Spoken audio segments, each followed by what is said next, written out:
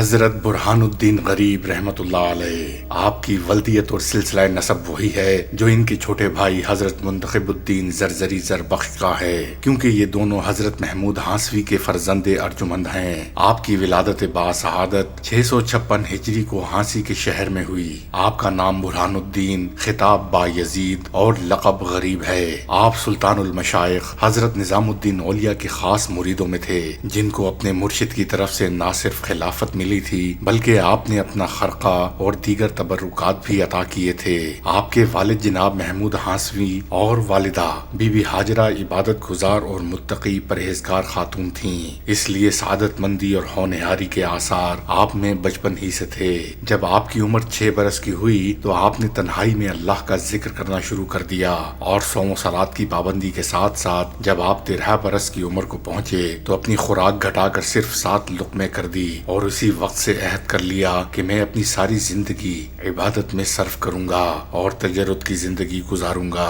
آپ کی ریاضت اور مجاہدے کا یہ عالم تھا کہ 25 برس تک عشاء کے وضو سے فجر کی نماز پڑھی اور 30 برس تک مسلسل روزے رکھے۔ فجر کی نماز کے بعد تسبیحات کے علاوہ 100 رکعت صلوات التحفہ اور 18 رکعت چاشت کی نماز ادا کرتے، پھر 3 سپارے قرآن مجید کے پڑھنے کے بعد زیارت قبور کے لیے جاتے اور 1000 مرتبہ سورہ اخلاص پڑھتے۔ عشاء کی نماز باجماعت تہائی رات کے بعد ادا کرتے۔ ذکر الہی اور مجاہدے کی وجہ سے آپ کا دل آئینہ تھا، کشف باطن میں ہر بات آپ پر عیاں ہو جاتی۔ ظاہر ہے جس شخص کے لیل و نہار خدا کی یاد میں گزرتے ہوں اس کو دنیا سے کیا کام۔ تاہم آپ کی والدہ بی بی ہاجرہ چاہتی تھیں کہ اور مردوں کی طرح آپ کا گھر بھی آباد ہو۔ آپ نہ ماں کے حکم کو ٹال سکتے تھے اور نہ یاد الہی میں کسی اور کو خلل ڈالنے کی اجازت دے سکتے تھے، لہٰذا آپ نے غذا میں اور زیادہ قلت کر دی، یہاں تک کہ آپ کی نقاہت دیکھ کر آپ کی والدہ نے یہ خیال ترک کر دیا۔ آپ کی کمزوری کا یہ عالم تھا کہ آپ آسمان کی طرف بڑی مشکل سے سر اٹھا سکتے تھے۔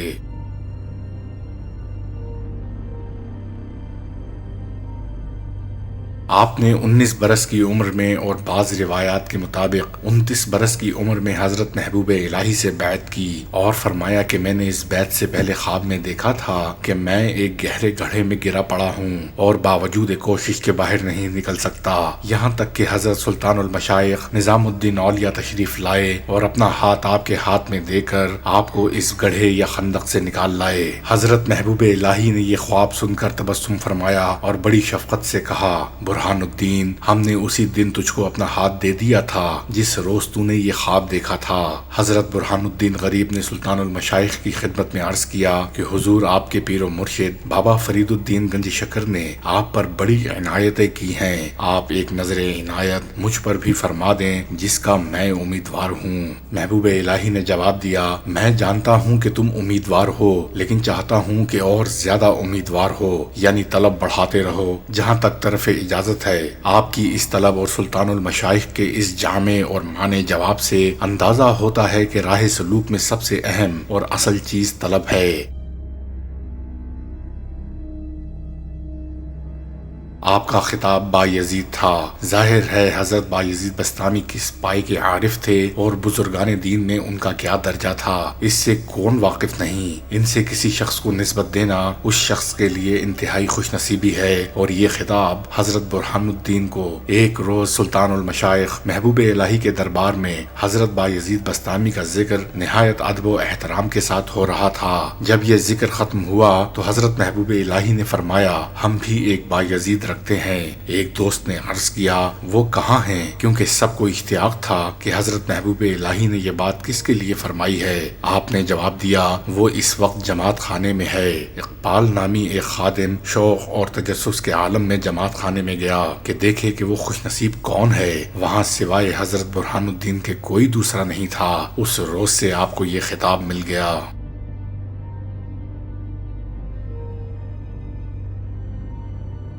غریب کا لقب اس طرح مشہور ہوا کہ جب آپ اپنے وطن ہانسی سے دہلی تشریف لائے تو انتہائی سادہ، پرقناعت اور فقیرانہ زندگی بسر فرماتے۔ دہلی آنے کے بعد ایک چھوٹی سی مسجد میں قیام کیا اور یاد الہی میں مشغول ہو گئے۔ ہر چند اپنے آپ کو چھپایا لیکن نور معرفت ظاہر ہو کر رہا۔ مخلوق خدا آپ کی طرف رجوع کرنے لگی، ساری خلقت آپ کے گرد جمع ہو گئی، لیکن اس دوران اپنے پیر و مرشد کے یہاں آمد و رفت جاری رکھی۔ ایک روز جب آپ سلطان المشائخ حضرت محبوب الہی کی خدمت میں حاضری کے لیے گئے تو اقبال نامی خادم نے عرض کیا کہ آپ سے ملاقات کے لیے حضرت برہان الدین غریب تشریف لائے ہیں۔ یہ بات سن کر حضرت محبوب الہی نے فرمایا، ساری مخلوق ان سے آشنا ہے اور وہ اب بھی غریب ہے۔ اس روایت کو مؤلف سیر الاولیاء نے بیان کرتے ہوئے سچ کہا ہے۔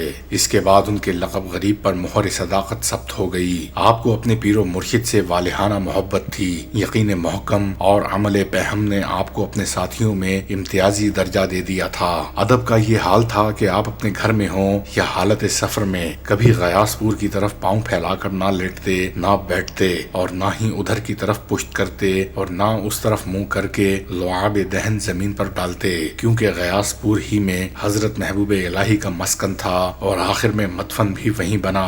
غالباً اسی ادب نے آپ کو اتنے بلند مقام پر پہنچایا۔ اسی ادب و احترام کی وجہ سے آپ حضرت محبوب الہی کی نگاہوں میں بھی محبوب اور محترم ہو گئے۔ چنانچہ غریب الکرامات میں سراج السلوک کے حوالے سے یہ بات لکھی گئی ہے کہ حضرت سلطان المشائخ نظام الدین اولیاء نے فرمایا، میرے فرزند مولانا برہان الدین کی محبت میں جو رہے گا وہ بھی مقبول خلائق اور صاحب حشمت ہوگا۔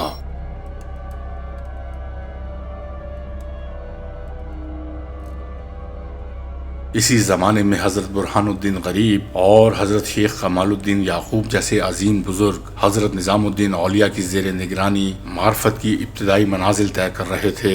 جب مسلسل کئی دن فاقے ہونے لگے تو محبوب الہی اپنے مریدین خاص سے مخاطب ہو کر فرماتے، میں جانتا ہوں کہ تم لوگ میری خاطر یہ مصائب برداشت کر رہے ہو اور اس ویرانے میں پڑے ہو جہاں زندگی کی کوئی آسائش تو کجا، ایک وقت کی سوکھی روٹی بھی میسر نہیں۔ تمہیں خبر ہونی چاہیے کہ اللہ کی زمین تنگ نہیں ہے۔ میں رزق حرام کی بات نہیں کرتا، اللہ کی آباد کی ہوئی بستیوں میں حلال کی روزی بھی باکثرت موجود ہے۔ تم لوگ شریعت کے دائرے میں رہ کر بھی دنیا کی نعمتوں سے لطف اندوز ہو سکتے ہو۔ نہ ہموار زمین پر سوتے سوتے یقیناً تمہارے جسم دکھنے لگے ہوں گے۔ میں تمہیں خوشی سے اجازت دیتا ہوں کہ تم اپنی پشت کے لیے نرم بستر تلاش کر لو کہ یہ سب کچھ جائز ہے۔ میری طرف نہ دیکھو کہ مجھے تو ویرانے میں رہنے کی عادت سی پڑ گئی ہے، اور میں تمہیں اس بات کی بھی اجازت دیتا ہوں کہ اپنے شکم کو فاقہ کشی کی آگ سے بچا لو کہ اللہ نے تمہارے لیے بے شمار چیزیں حلال کی ہیں۔ میرے بھوکا رہنے پر نہ جاؤ کہ میرا بچپن اسی بے سر و سامانی میں گزرا ہے۔ میں تم سے بہت خوش ہوں اور رضا اور رغبت سے یہ بات کہہ رہا ہوں کہ میری خاطر اتنے آزار نہ اٹھاؤ۔ مجھے تمہاری بھوک اور نہ آسودہ زندگی کا خیال بہت پریشان کرتا ہے۔ میں تمہارے ظاہری سکون کے لیے اللہ سے شب و روز دعا کرتا ہوں، مگر ابھی اس کا وقت نہیں آیا۔ حضرت برہان الدین غریب اور حضرت مولانا کمال الدین یعقوب اپنی زندگی سنوارنے کے لیے تمام تکالیف برداشت کر رہے تھے، مگر یہ حضرت نظام الدین اولیاء کی اعلیٰ ظرفی تھی کہ اپنی ذات کو مریدوں کے آزار کا سبب قرار دیا۔ پیر و مرشد کی یہ باتیں سن کر حضرت برہان الدین غریب اور مولانا کمال الدین یعقوب بے قرار ہو گئے اور حضرت محبوب الہی کے سامنے گریہ اور زاری کرنے لگے، شیخ ہم تو اس در پر آ پڑے، اب اور کہاں جائیں گے؟